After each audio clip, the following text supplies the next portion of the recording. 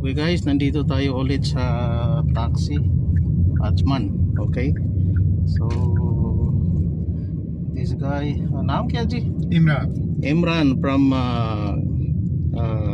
पाकिस्तान. हाँ, कौन सा जगह है? पंजाब.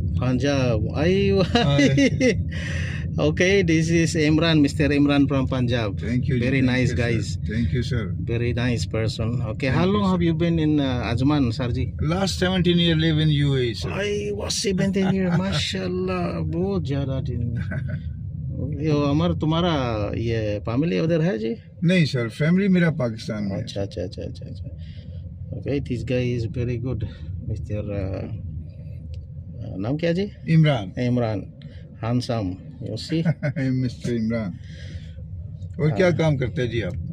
हमारा इनोक में काम करेगा जी. हाँ, पहला था ना हमारा उधर अकोमोडेशन में ये, लेकिन हो गया और निकाल किया. सब लोग का आदमी वो दुबई का ट्रांसफ़र किया, स्टाफ का, और शारजा है.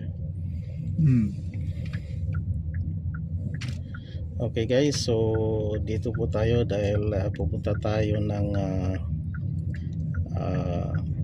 Listo, doon sa may harap ng Lolo Hypermarket. At maraming salamat ulit.